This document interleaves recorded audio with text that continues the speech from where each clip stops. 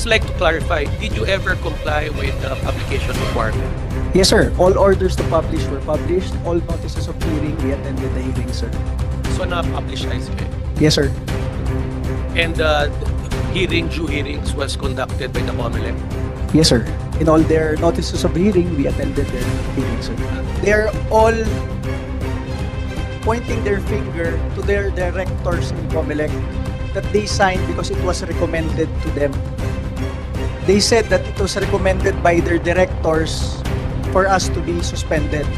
So when we filed our case in the Ombudsman, Just to clarify, sir, are you opposing the nominee because of their signature on the NBank and BOC resolution, or you're opposing their fitness and integrity personally? I'm opposing the commissioners here because they approved the recommendation. So you're opposing them because of the signature. Yes, sir. Okay, thank you. Ito na nga, Attorney Ronald Cardema nagsalita na. COMELEC malalagot na. Pero bago ang lahat, maaari kayong mag-subscribe para maging updated sa mga issue at bagong mga balita. Matapang na hinarap ni Attorney Ronald Cardema ang chairman ng Duterte Youth Party List, ang COMELEC, matapos hindi diniklara ng COMELEC ang kanilang pagkapanalo kahit na pumapangalawa sila sa botohan sa naganap na eleksyon. Kasama ngang di rin idiniklara ang BH o Bagong Henerasyon Party List na isa din sa kilalang party list na lumalaban sa korupsyon. COMELEC mananagot na. Narito ang buong detalye. Under the committee consideration, the ad interim appointment of Ms. Maria Norina Tagaro Casingal as Commissioner, Commission on Elections for a term expiring February 2, 2032 by Socorro B. Inting. May we request Commissioner Tagaro Casingal to come forward and take her designated seat. At this point, may we hear the Secretary's report regarding the status of the jurisdictional requirements in compliance with the new rules of the Commission and the rules of the Standing Committee and any other relevant details about the appointee. Thank you, Madam Chairperson, Your Honors. The Commission on Appointments received on 10 February 2025 the ad interim appointment of Ms. Maria Norina S. Tagaro Casingal as Commissioner, Commission on Elections for a term expiring on 2 February 2032 by Socorro B. Inting. On even date, it was referred by the Chairperson of the Commission, Senate President Francis Chis G. Escudero, to the Committee on Constitutional Commissions and Offices for its appropriate action pursuant to Section 16, Chapter 5 of the new rules of the Commission. In addition, the ad interim appointment was published on 13 February 2025 in two newspapers of general circulation, namely the Manila Times and Manila Standard, and broadcast over PTV4 station on the same date at 6:53 p.m. pursuant to Section 2, Article 2 of the Rules of the Standing Committees. The appointee has complied with the submission of the mandatory documentary requirements on 11 March 2025 in accordance with Section 24, Chapter 6 of the new rules of the Commission.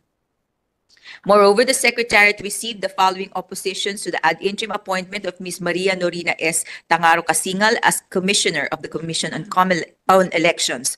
Number 1, sworn oppositions dated 28 May 2025 and 2 June 2025 filed at the Office of Senate President Francis Chis Escudero and at the Commission on Appointments, respectively, by Giancarlo L. Cardema, Chairman of the Duterte Youth Party List. 2, sworn opposition dated 2 June 2025, filed by Mr. Rogelio I. Rabanal. And 3, sworn opposition dated 2 June 2025, filed by Dr. Felipe F. Montealto Jr. The appointee submitted her replies to the aforementioned oppositions on 3 June 2025. The members of this committee were duly furnished with electronic copies of the said oppositions and replies. The oppositors have been duly notified of today's meeting and they are all present for today's hearing. Furthermore, a letter from the Senate Minority Leader, Senator Aquilino Coco Pimentel III, dated 3 June 2025, addressed to the office of Senate President Francis Cheese Escudero, was received by the Secretariat at 6:25 p.m., requesting for the postponement of the confirmation hearing of the ad interim appointments of Ms. Maria Norina S. Tangaro Casingal and Mr. Noli Rafol Pipo as Commissioners, Commission on Elections, scheduled today, 4th of June 2025. The members of this committee were duly furnished with electronic copies of the said letter. That is all, Madam Chairperson, Your Honors. Okay. Madam Secretary, please administer the oath to the appointee, Ms. Maria Norina Tangaro Casingal. Commissioner Casingal, please rise and raise your right hand. Do you swear to tell the truth, the whole truth, and nothing but the truth in this proceeding, so help you God? Yes. Madam Chair, the appointee is now under oath. Commissioner Tangaro Casingal, you may now proceed with your introductory statement. The Honorable Chairperson and officers of the Commission on Appointments, the Honorable Chairperson of the Committee on Constitutional Commissions, officers and members, my fellow workers in the government, ladies and gentlemen, magandang hapon po sa ating lahat. It is with deep honor and gratitude that I present myself before this august body for the consideration and confirmation of my ad interim appointment as Commissioner of the Commission on Elections. I am Maria Norina S. Tangaro Casingal. I was born and raised in Tuguegarao City by my parents who are both public servants. My father, Mr. Alejo B. Tangaro, a retired public school principal of Malabak, Igig, Cagayan, and my mother is a retired education supervisor of the Commission on Higher Education of Region 2. After finishing my basic education from Tuguegarao North Central School and Cagayan National High School, I pursued my college degree and my law studies in Far Eastern University of Manila. And after passing the bar exams, and guided by the principles instilled to me by my parents, that is hard work, honesty, integrity, and excellence, I joined public service. I joined the Commission on Elections in 1997 at the Law Department as Attorney 3. I rose from the ranks. I was promoted to Attorney 5. In 2006 as Attorney 6, or the Division Chief of the Legal Opinion and Research Division of the Law Department. In 2014, I was appointed as Director 3, and in 2016, I was able to head the Law Department as a Director 4, the very department where I started my career in the public service. On February 10, 2025, I was appointed by President Ferdinand R. Marcos Jr. as Commissioner of the Commission on Elections in an ad interim capacity. My ad interim appointment came out in February during the crucial period for the preparations of the 2025 national and local elections. I humbly and wholeheartedly accepted the position entrusted to me by the President. The opportunity to lead the COMELEC in the conduct of the May 12, 2025 national and local elections has been a truly humbling experience and strengthened my commitment to public service.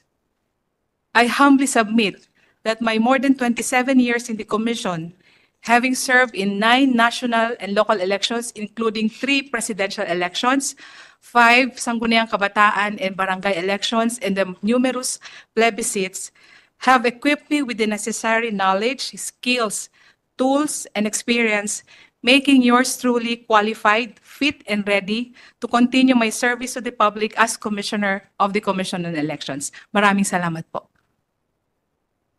We will now consider Madam Chair, just before you recognize, how many years have you been in the COMELEC?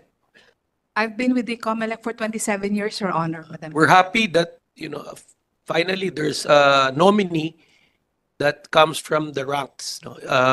Has there been a commissioner appointed before that came from the ranks? Yes, Your Honor, Madam Chairman.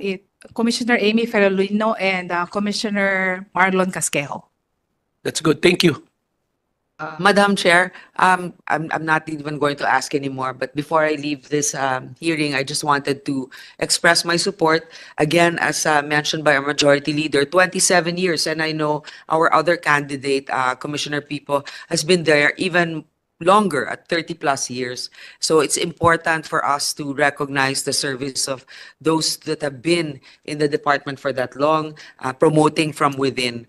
Based on your qualifications, how many elections, you would be able to provide invaluable insights on how elections should be conducted fairly and orderly. Thank you. That's all. Thank you. Thank you, Senator Grace Poe. We will now consider the sworn opposition.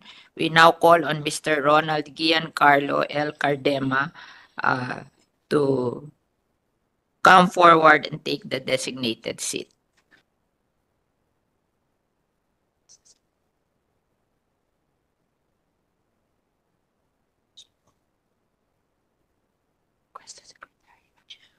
We now request the Secretary to please administer the oath to Mr. Ronald Giancarlo Cardema.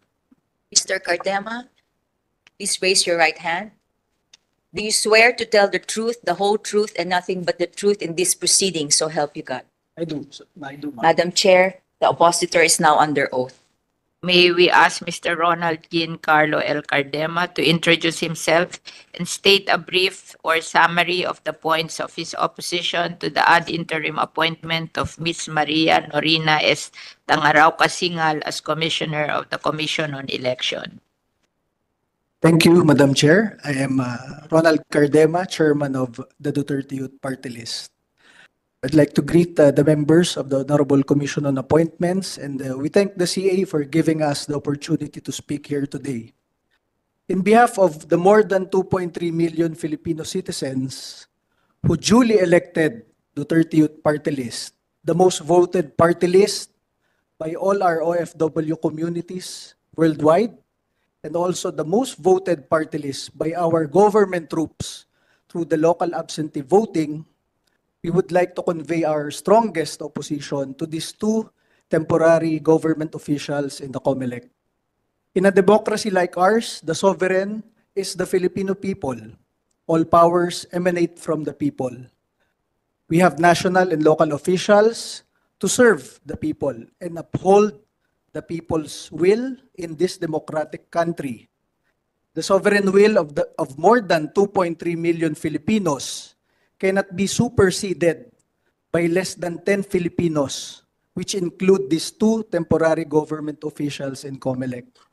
The character of these two has been tested 3 weeks ago, and clearly they have failed in this test. They have twisted the results of democracy and the sovereign will of more than 2.3 million Filipinos, who are not only our constituents, but also the constituents of your honors as senators and representatives of the Philippines. These two have failed in their test of character, and it is up to all of you here, if you want to prolong these two for 7 years, to become abusive lords of elections. Or if not confirmed, it will allow the president to select for more better candidates, which is very timely because the president is now reviewing all his appointees. Personally, your honors, I have no personal grudge against these two candidates. The Duterte Youth Party List has been the vice chairperson of the House Committee on Suffrage and Electoral Reforms for more than half a decade. And myself, I was chairman of the National Youth Commission for 6 years. I am the direct partner of the COMELEC in the Sangguniang Kabataan elections. My only problem here is with these recent events 3 weeks ago, wherein the Duterte Youth Party List received 2.3 million votes, and we were not proclaimed on Proclamation Day. And the problem there is the two commissioners in their resolution said that we have a pending case in COMELEC. I can cite so many other senatorial and party list candidates who have pending COMELEC cases but were proclaimed. And in that matter, it shows and they manifest partiality because they have chosen us who have a pending case. We were suspended, but all the others who have pending cases were not suspended. To name two, for example, Kabataan Party List, who filed the case against us in 2019, there's a government case against them also filed in 2019 and 2021. But even though we in Duterte Youth Party List and Kabataan Party List have pending cases, the two commissioners here proclaimed Kabataan Party List and delayed our proclamation. Another example is a senatorial candidate who was elected last May 12. He has a pending disqualification case in the COMELEC for his citizenship. And even though the case was still pending, he was proclaimed by these two commissioners.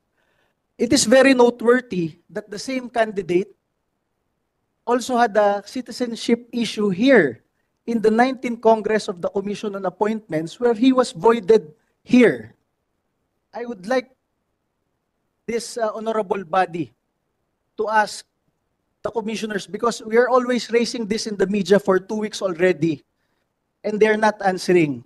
Why is it that there are candidates for senator and for party lists who have pending cases but were proclaimed by them, but they chose Duterte Youth Party List to be not proclaimed? Aside from that, and lastly, we have filed an ombudsman case against the Supervisory Committee of the COMELEC last week, which also includes Commissioner Kasingal and Commissioner Pipo.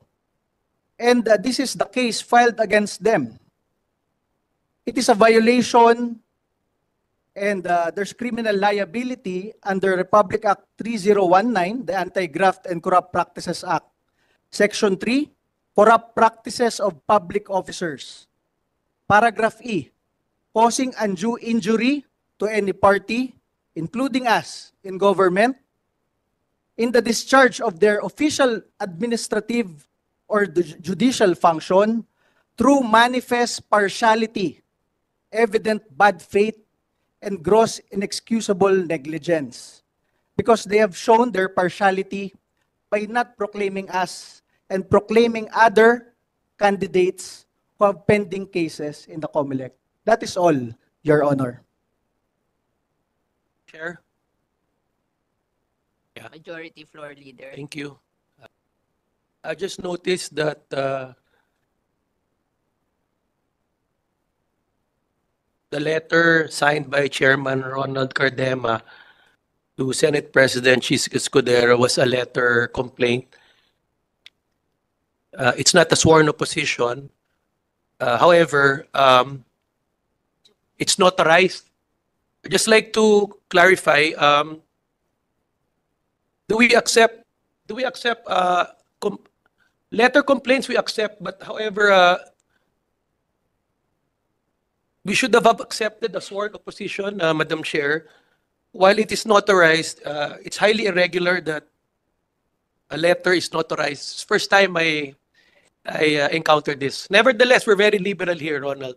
I just like to ask you a few questions.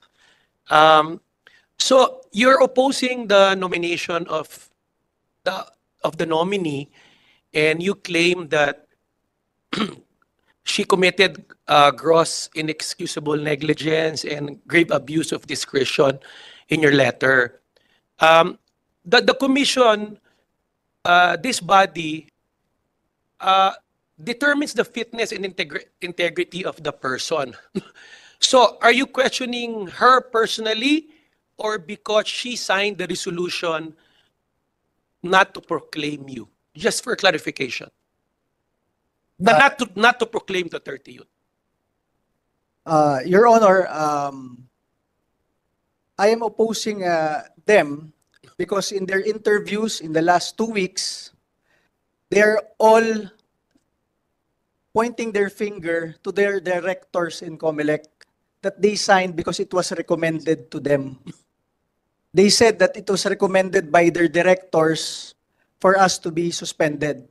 So when we filed our case in the Ombudsman, Just to clarify, sir, are you opposing the nominee because of their signature on the NBank and BOC resolution, or you're opposing their fitness and integrity? personally? I'm opposing the commissioners here because they approved the recommendation. So you're opposing them because of the signature.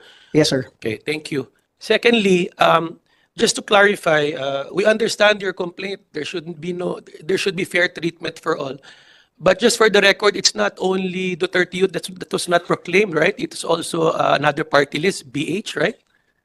For the records, right? So Yes, sir. The problem there. anyway, sige, Yes, sir. just moving forward, sir. But I just noticed, no, in the spirit of fairness, that based on the Constitution, the COMELEC is empowered to make certain actions, particularly procedurals, like, for example, in Article 9C, Section 25, 1987, Constitution, Section 2, it says there that the COMELEC have the power to register after sufficient publication of certain organizations first. Then resolution number 9366 requires party lists to have publications of their organization. Just for clarification, is it true that Duterte Youth never fulfilled the requirement of publication and due hearing as required by the COMELEC? Your Honor, that is not true. That issue was started by Attorney Emil Marañon, that we are not registered in the COMELEC. If you can remember. My question lang, Madam Chair, sir, just to be Yes, clear. sir. We're very objective here. Now we support your opposition, hearing your opposition. Just like to clarify, did you ever comply with the publication requirement? Yes, sir. All orders to publish were published. All notices of hearing, we attended the hearing, sir. So na-publicize kayo? Yes, sir. And the due hearings was conducted by the COMELEC? Yes, sir. In all their notices of hearing, we attended their hearing, sir. Madam Chair, can we just let the commissioner just answer that issue lang? Did Duterte Youth comply with that requirement? Madam Chairman, that is an issue before the Commission on Elections, whether they complied with the publication requirement of their petition, Your Honors. And the chairman has committed to resolve this on or before June 30. Is that correct? Yes, Madam Chairman. Anyway, Madam Chair, I will not no longer further ask questions because of lack of material time, Madam Chair. In fact, Madam Chair, I would like to move that for lack of material time, we suspend the consideration of the ad interim appointment of Ms. Maria Norina Tangaro Kasingal as Commission on Election. I so move, Madam Chair. I second the motion, Madam Chair. On motion of the minority floor leader, duly seconded, there being no objection, the Committee on Constitutional Commission and Offices hereby suspend the consideration of the ad interim appointment of Ms. Maria Norina S. Tangarao Karingal. And it will be resumed on June 10, 2025 at 11 a.m. Thank you, Madam Chairman. And the same goes to Mr. Noli Rafol Pipo. Thank you. Thank you. Should we now proceed to the plenary, Madam Chair?